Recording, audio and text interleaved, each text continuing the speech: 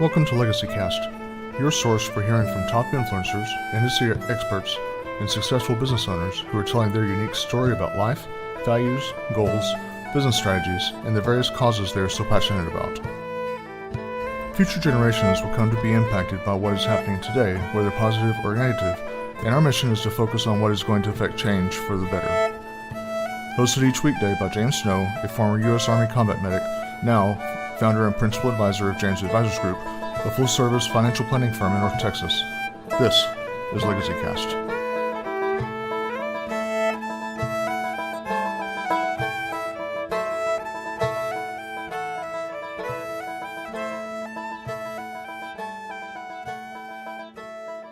Morning, LegacyCast listeners. This is your host, James Snow, coming to you from North Texas. And I got with me today a wonderful friend of mine, Brandyn Cox. He's a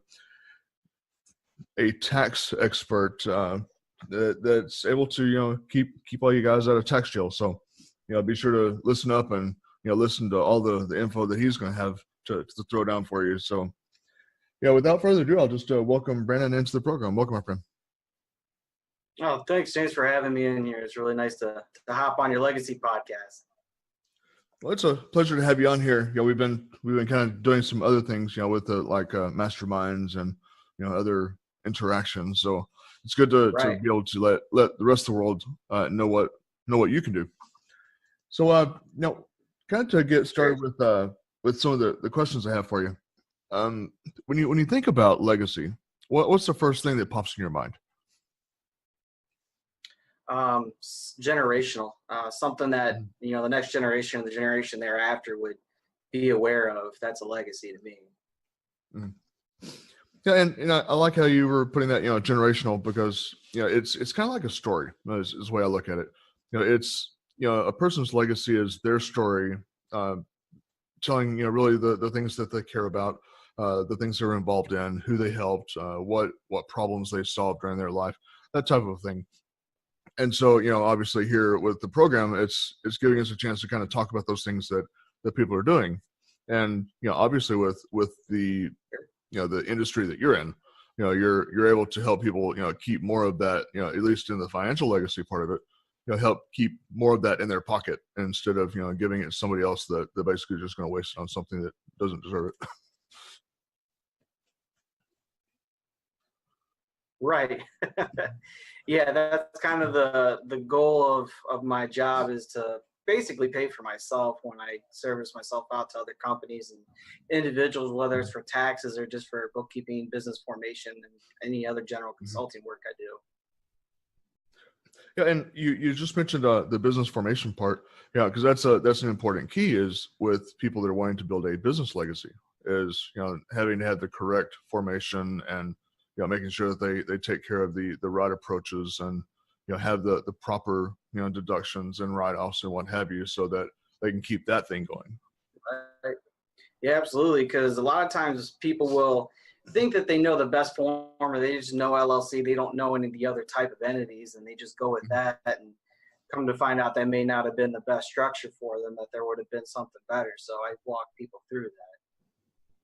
Yeah, and it's important. So it sounds like education is also something that you incorporate into your practice. Is that correct? Oh yeah, absolutely. That's probably one of the biggest differences you would see from BMC Accounting to any other CPA, enrolled agent, accountant, what have you, is that I like to take the time to at least give the basic knowledge to all my clients or even prospective clients. Like, hey, well, this is what's going to happen if you do this. This is how you can remedy the situation that you've already done. So I always try to at least explain to people, like, look, I'm not going to make you a tax expert, but you're going to know the consequences, whether they be good or bad, from whatever business decisions you make when you're talking with me. So that's one of the really big aspects of my business is client education. Yeah, and that's huge. Yeah, that's something, with my finance practice, it's something that's very, very important to me is, even if someone's not going to work with me, that they have, a foundation of information that they understand, what the choices are for them, because then at least I brought value to the table. And even if they don't work with me, they're going to send their friends to me, for the fact that I educated them. They want me to educate their buddies. So, even still, it's always a win-win. All right. Yeah, I concur with that too. I get a lot of referrals out from people as well because of the client education aspect. Sure. Yeah, and I can see how that'd be.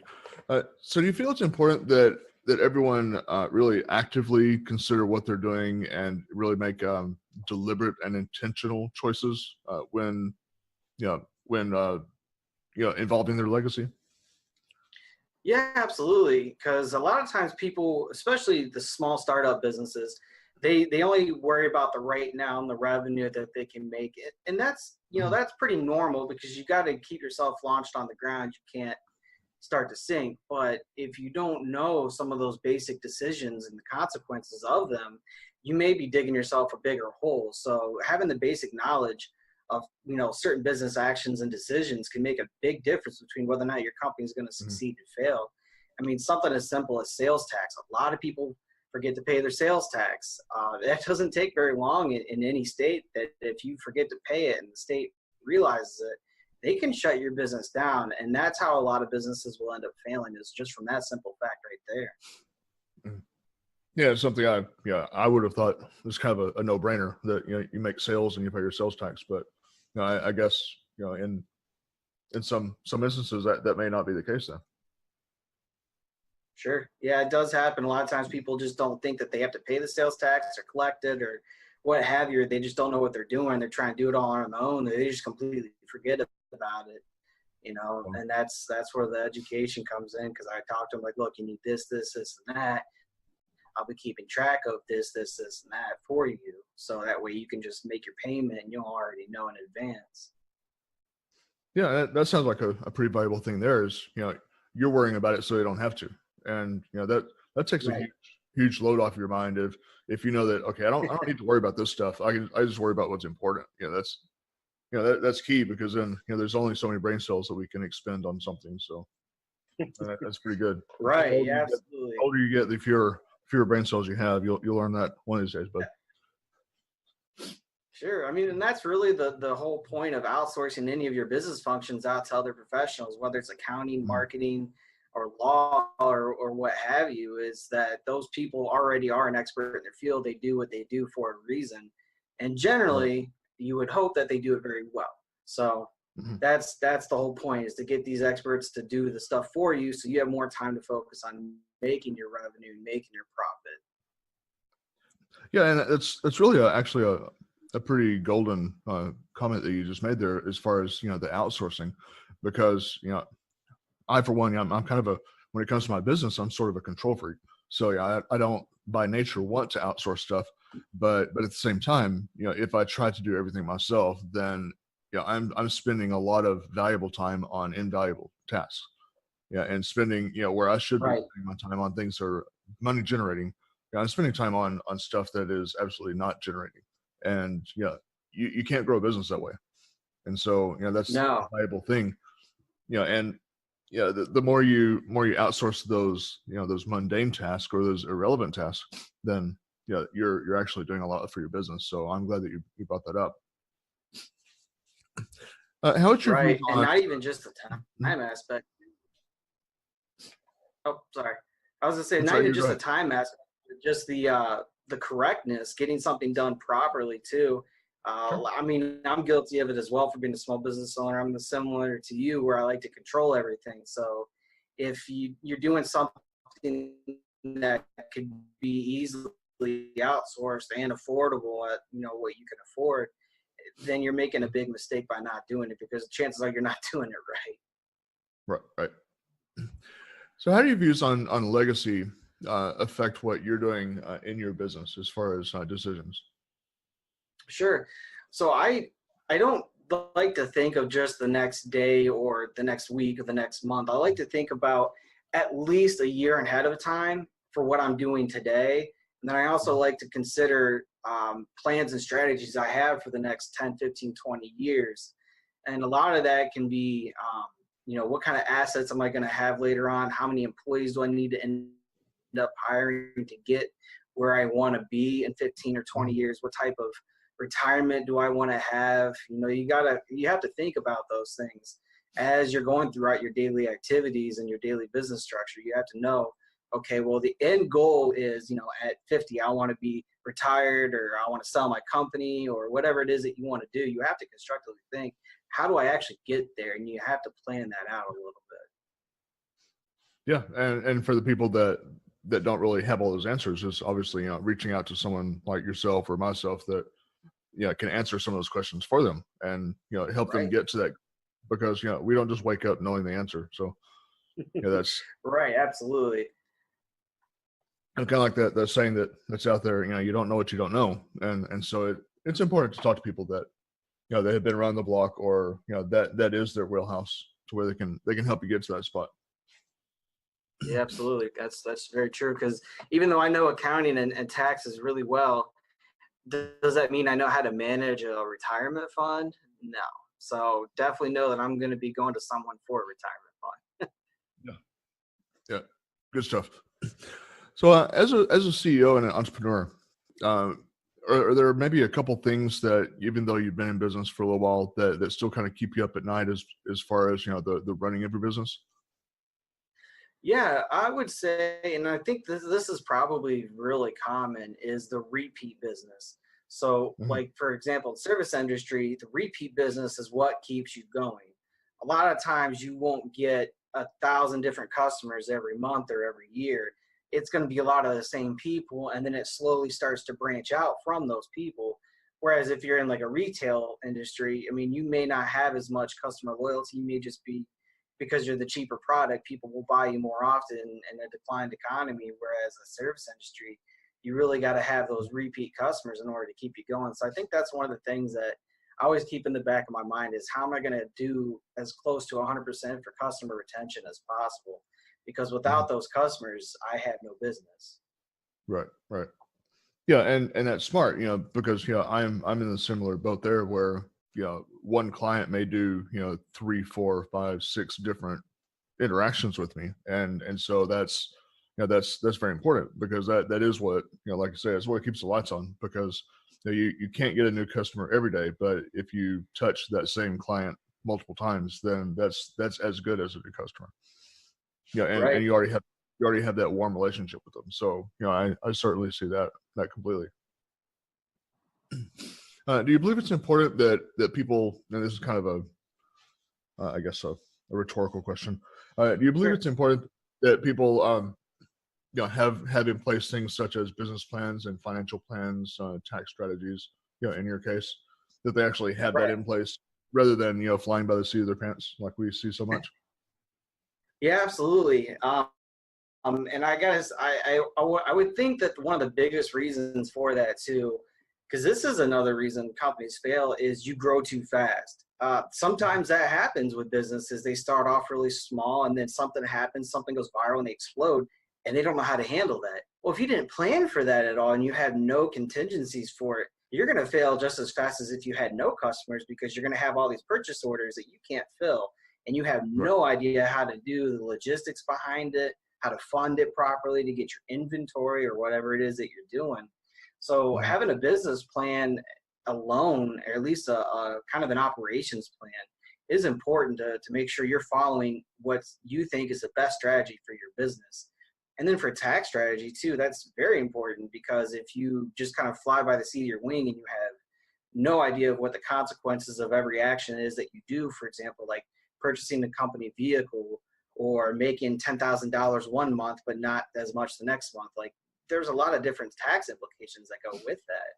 So Mhm. that could take out a lot of money out of your profit if not planned properly. Yeah, yeah, that's very true. And it's I've seen some studies that if a person that doesn't have that kind of a strategy, that's actually responsible to close to half of the failures, or at least half of the liquidations, I should say, in businesses, is that by not having that in place, that probably about 40 to 45% of the companies were having to liquidate, due to failure planning. And it's a lot like having a roadmap, is how I Right, like to I would look at it. agree with that. That's Yeah, I like to look at it as the analogy of a roadmap when you go on vacation.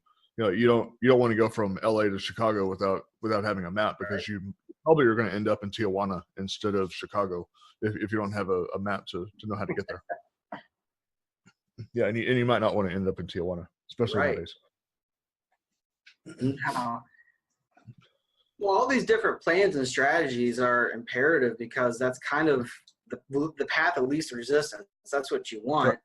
I mean, Mhm. do you want to take 6 years to make $1 million and 90-hour work weeks, or do you want to do it in, less than a year and working 30 or 40 hours a week? If you don't plan for it properly, you're just not going to get it.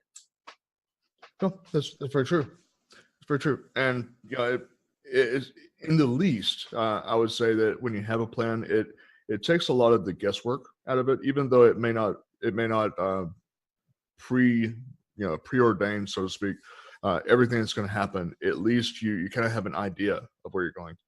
And Right. so, when those pitfalls come along, you kind of expected that they're going to be there. It may not be the exact pitfall you were expecting, but at least you knew that there was something coming, and you're sort of aware of it, and that at least takes a lot of the pain out of it, because you're expecting something, and you're able to anticipate, and being able to anticipate is really key in business. Is that Yeah. something's coming, so you're ready for it.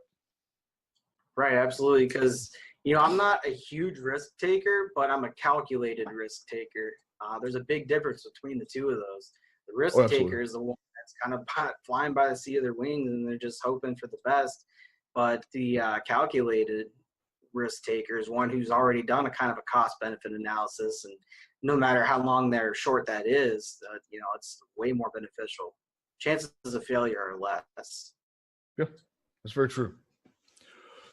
So, what do you think maybe some of the most common reasons are, though, that entrepreneurs are giving up, or even failing in their endeavors? I would say probably the number one reason is that they go into business trying to sell someone that they like. So what I mean by that is they're trying to sell a product or service that they think is awesome. However, if Mhm. the market does not agree with you, they will not buy from you. Correct. That's just how it is. Like, you might really think that whatever it is that you do, your product is the best thing out there. It's way better. It's cheaper. Everything is great about it. But if your customers in your Mhm. market don't agree with you and they still think that that's true, it doesn't matter if your product really is better, if your service is cheaper. It doesn't matter, because you have to have some sort of market and supply and demand. And I think that's one thing that a lot of people get caught up in, is they think, okay, well, I'm going to start. Let's say, for example, I'm going to make organic soap or something. Mhm. Well, that market's very saturated. The demand is out there for it, but are you doing it the way that the customers like it? And are you presenting it in a way that the customers will demand it? And, if Mhm. you don't think about this beforehand, you do no customer market analysis and research, you're going to fail a lot quicker than someone who is way more prepared and knows what the market wants and knows where the gap is. Sure, sure. And and that kind of brings in the element of it's also location and timing with that same thing, because you could have the next best greatest mousetrap if there's not any mice, but your neighbor has mice, so one place might be a good location for it, whereas the next place is not a good location for it. And so it's just Right. doing that that R&D to make sure that you know exactly where you need to be selling it and having that correct product, because you're correct. The number one reason of failure is not having a sellable product in the right industry or in the right location.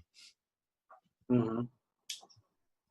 And it could be a great idea. It could be a very brilliant idea. It's just you have to have the right place, and right time. Right.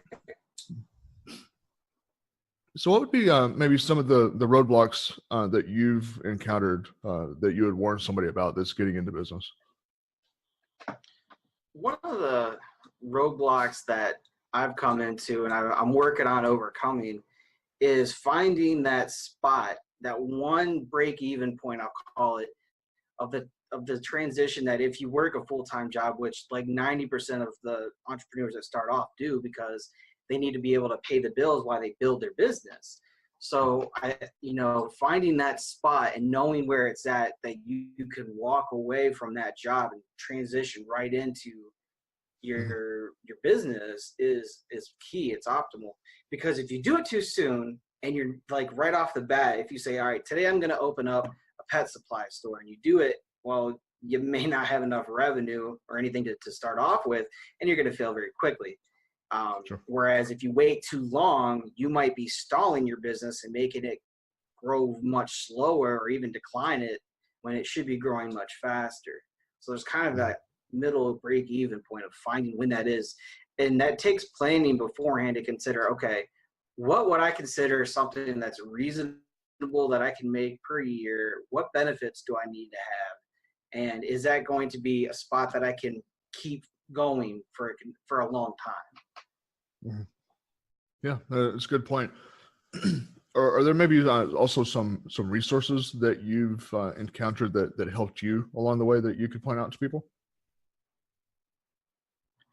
I would say the biggest thing is hopping onto social media and connecting with like-minded people, getting to know other entrepreneurs that are similar, talk to people that are doing different products, similar products. It's kind of getting to know a good social group to say, okay, well, what are other people's experiences? What can I find out that I should be doing, or what should I be watching out for? I think that that's really helpful. A lot of people try to go it their own, and they won't realize the success that they could have otherwise. And that's what happened with me when I first started, almost 2 years ago. I did it completely on my own. I figured I knew it all. I got this, right? My business didn't grow very big. It stayed pretty small. And then I took a few months off, and I decided, I'm going to take some time to think about what do I need to do to actually make this a real business? What do I need to do to make this be very legitimate, credible, and demanded in the market? And I tested the waters with social media, and that was the thing that changed it for me. It was connecting with other people on social media. If it's done right, it will grow your business, and you will become a lot more knowledgeable on what you should be doing and what you shouldn't be doing. Mhm. Yeah, that's a fair point. Yeah, there's so many, just take Facebook and for example, there's so many groups in Facebook or even LinkedIn. There all these different groups are there that you can find a group that is your ideal your ideal market and be part of that group. Mm-hmm. Even if that particular interest is not maybe one of your favorite interests, if that's what your customer's favorite interest is, be part of the group. Be in there and Right. look and listen, and those opportunities will come up to where you can add value, and then that will attract people to you because that then they are looking for what you have, and you're able to provide some Right. value there. Yeah, absolutely. I agree. And when I say you go into these social media groups, whether it's Facebook, Twitter, Instagram, LinkedIn, whatever, you got to be active in it too. Because if you just sit back in the nosebleeds and the high stands, you're never going to get anything out of it. And no one's going to know who you are either. You're just going to be another face in the crowd. So you've got to be active on there, providing some value so people come to you.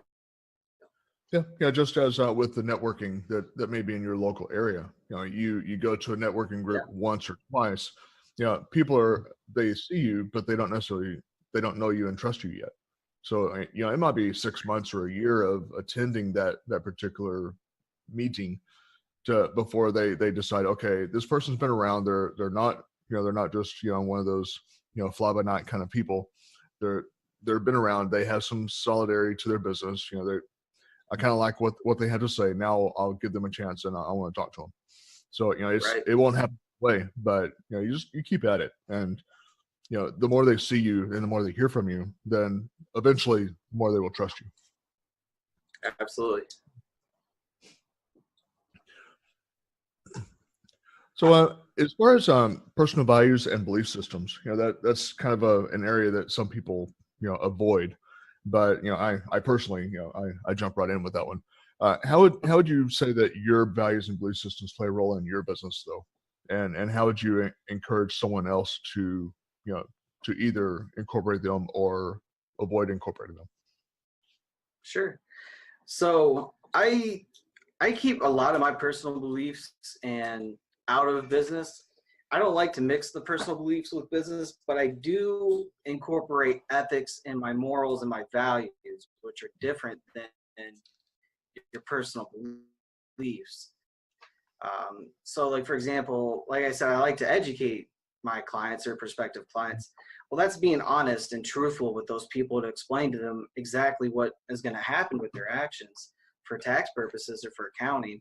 So I like to be very open and honest with people, and I'm generally that way anyway, and I'm also generally very friendly to people.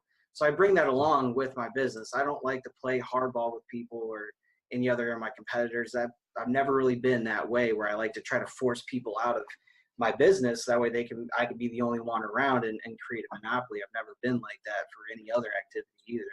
So I bring my ethics and values more so than I do my personal beliefs.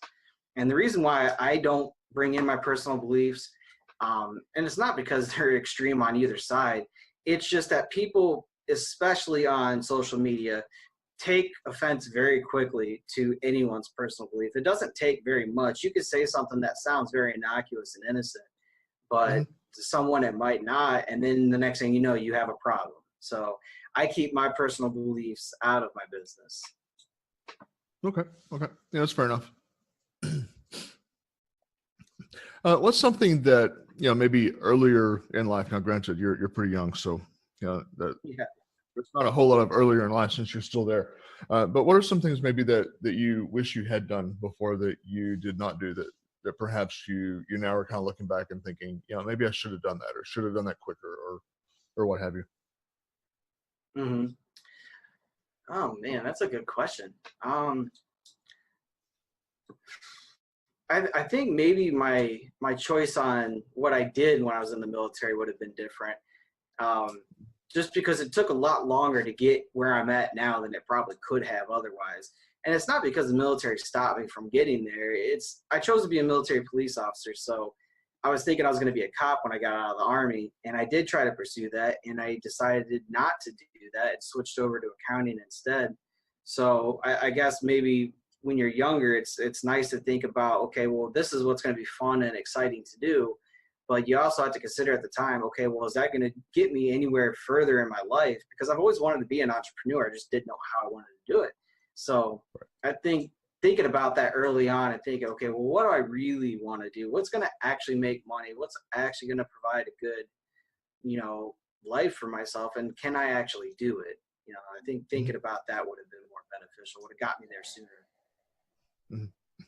Yeah, and I kind of fell in the same boat. Not necessarily by choice, but being a combat medic, I was thinking, okay, I'm going to be in medical. Eventually go into probably surgical direction and so forth.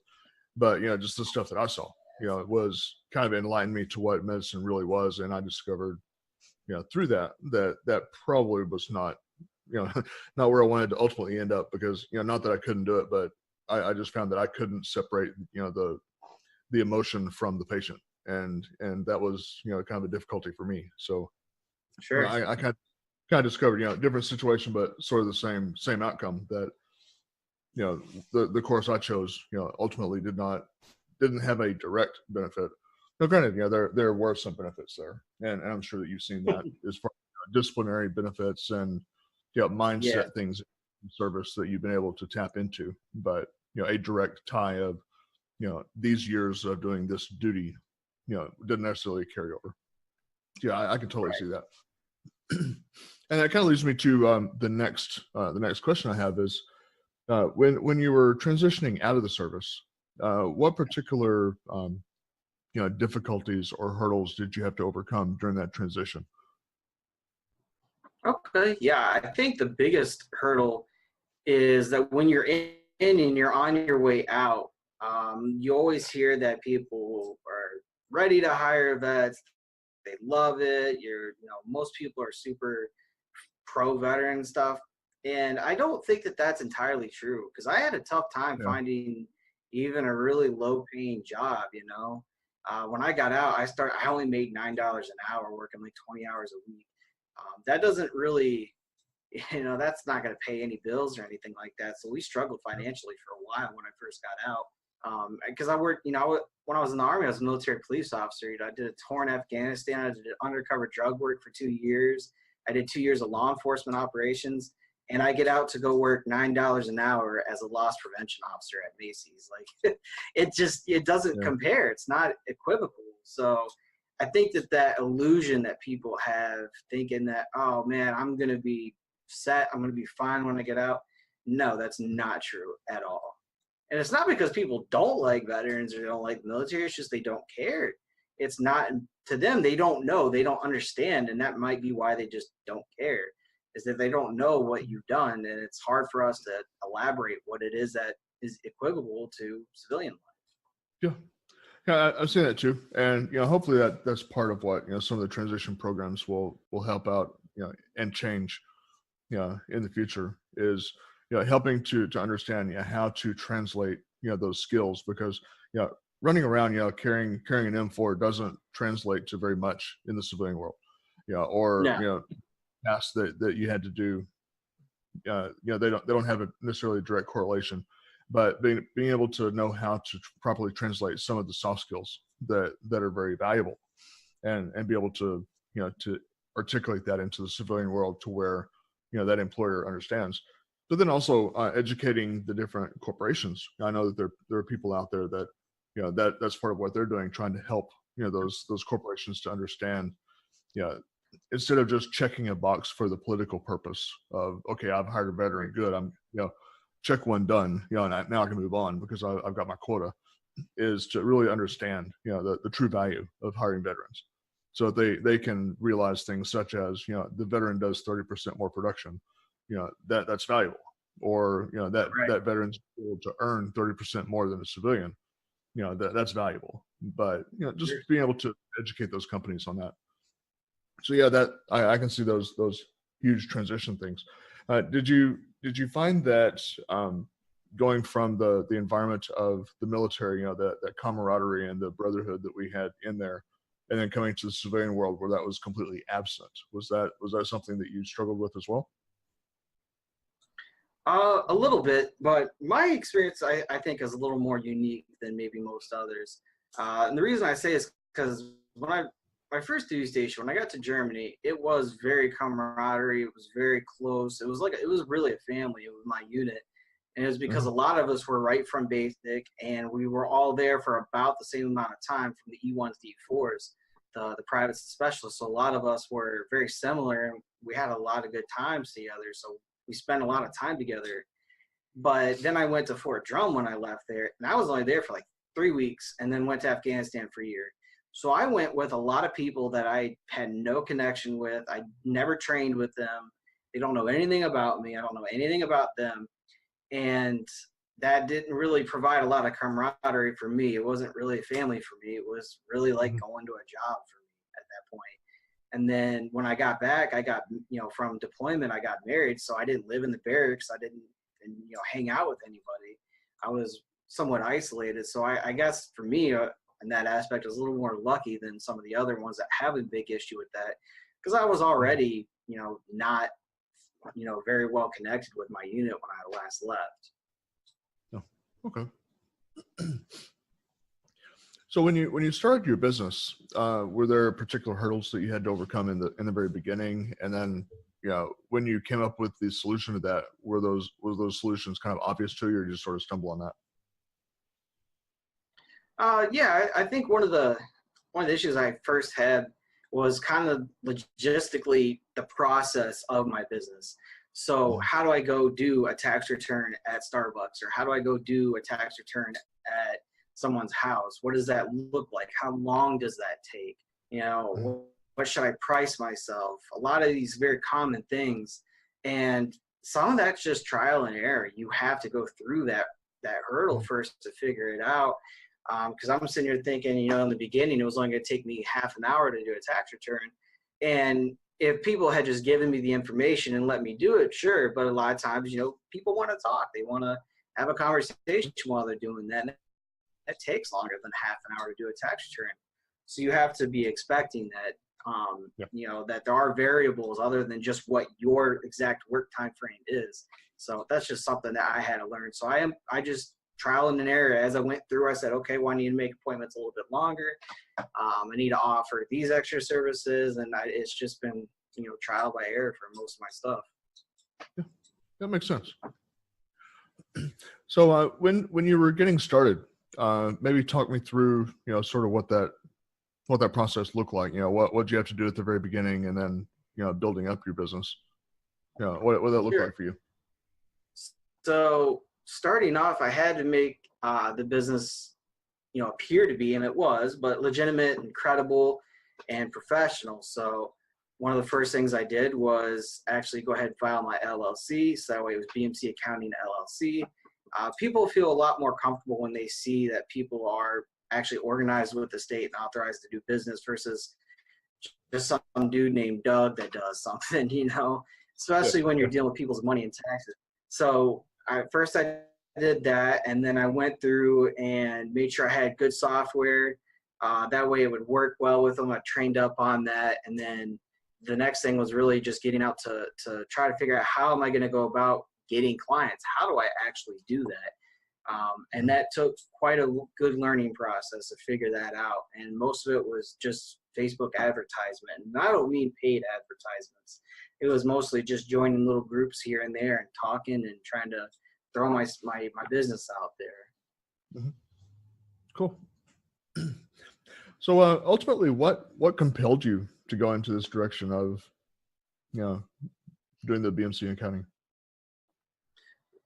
It was in college, actually, because I was near my second to last semester for criminal justice, which, by the way, if anyone is listening, don't chase that degree. It's really not worth it. Most police agencies don't really care if you have it. So that'll save you some heartache. But anyway, I was in my second to last semester, and I had a business elective class, and they were talking about balance sheets and income statements and statement of cash flows and all this stuff. And I was like, well, that seems pretty cool. And it was just a brief general description of it. So I was like, I'll add on an accounting class. And I took Principles of Financial Accounting 1, which is essentially basic bookkeeping, really is what it is. And I fell in love with it, and I just kind of walked right away from criminal justice and switched over to accounting. So that's when I knew that I wanted to get into this. And I figured, this is one of those things that you can be in business for yourself. Like as a cop, you can't start a police agency. You can't just do that. There's laws behind that, but you can start you can start your own business as an accountant. A lot of people do that. So that was kind of where I started flowing into that naturally. And I actually started my business while I was still in college. Oh, wow. Okay. Do you think that there's any other profession besides what you're doing currently that you would want to endeavor into at some point? Yeah, I think at least from here going forward, I'd like to end up getting into a lot of different passive income, like rental properties. I really want to get into real estate.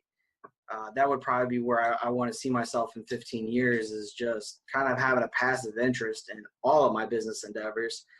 Even BMC Accounting LLC, in 15 years, I don't want to still be doing tax returns. I want to have a bunch of employees that do that for me, and I own the business. Right. So that's where I would like to see myself doing it that way. But if I didn't even choose accounting, it'd probably be working like on cars or something with my hands. I've always enjoyed doing it. I don't have the greatest knowledge in them, but I love working with my hands too. Oh, excellent. So what would you say your greatest character strength is? Probably personability. I just enjoy getting along with other people. I don't generally like to butt heads with people. And for those that I do, I'll usually just walk away from whoever it is I'm talking with. I'll just stop. But I think I like to be personable with people, and that's probably one of the stronger characters I have with my business, because it puts a lot of people at ease, especially when they're dealing with taxes. A lot of people get very nervous when they hear the word tax. They hate taxes.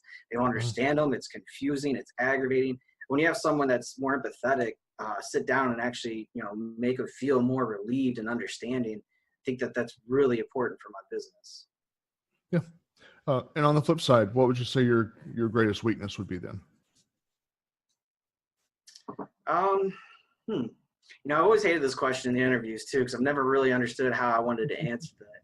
But I think for businesses that I try would maybe be doing too much too quick sometimes. And that's something I've already overcame. I don't really have that issue anymore, but initially starting off, I was just trying to get my hands into anything and everything I could to, keep going and get the business to grow. So I think that was a weakness that I had to at least overcome now for the most part. Oh, good deal. So when you're doing your brainstorming, some people have that special place they go to, whether it's nature or, going to the gym or or what have you. Is there a particular place you go to do your thinking and your strategizing?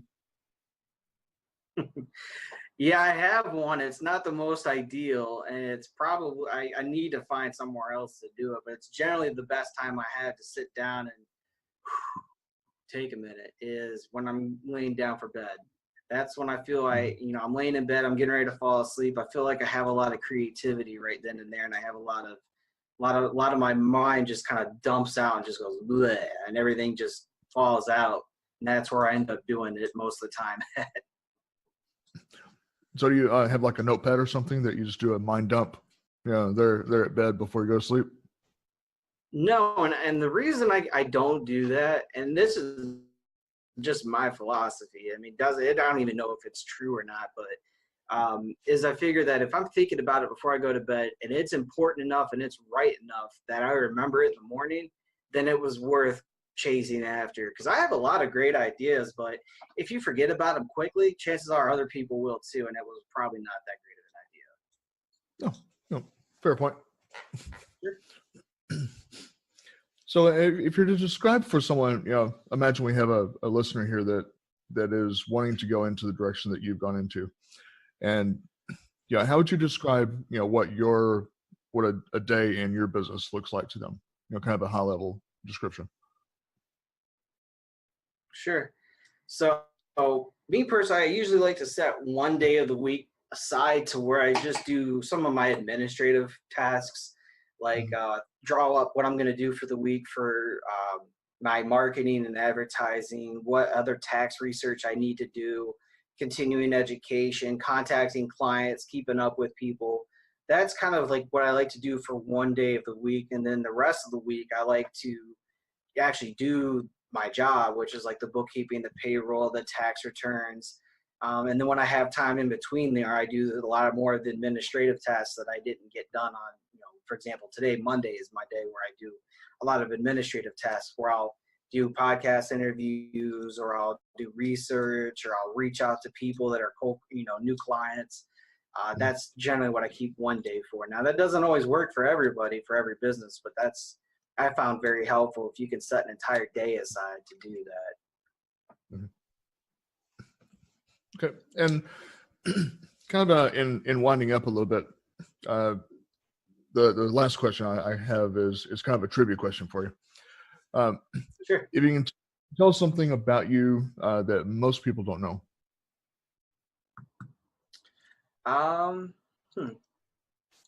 One thing that most people probably don't know about me. My full-time job was as the Department of Veterans Affairs. I worked at facilities maintenance as housekeeping, and I've done it for 4 years. And I did that while I was growing my business and keeping it moving. And that was my job that paid the bills. So, a lot of people may not think that you can start somewhere and what most people would be considered the bottom, it's like a housekeeper at a hospital, and then you end up owning a business and becoming successful. It doesn't really matter where you're at. Yeah. Yep. Good stuff. Well, now our listeners are going to need to be able to get a hold of you. So, is there some good contact methods that they can use to reach out to you? Yeah, the easiest one is going to my website, which is just BMC Accounting LLC.com. On there, it's got a lot of great information on there. It's got what I do for services, what the prices are for different services. It also has how to contact me, or you can just call or text me at 419-705-8893. That's my personal phone. I keep it on me all day long, and my business hours are until 11:30 at night from Monday to Saturday Eastern time, and that's because I have clients all over the U.S. So I've got clients in California that are 3 hours behind me, and 8:30 for them isn't really all that late. So you feel free to get a hold of me whenever, really. Excellent. Well, Brandyn, I appreciate you taking some time out of your schedule here to sit down with us and give us some insight into your world and get to know you a little bit and what things matter to you. And sure, thank you. I certainly appreciate that time, and it's been an honor to sit down with you. And like I enjoy telling all of my friends that come on the program, I'll see you around the bend, my friend. Oh, thank you. Thank you, sir. You've been listening to Legacy Cast. Thank you for joining us today, and be sure to come back next time as we speak with more top influencers, industry experts, and business owners from around the world.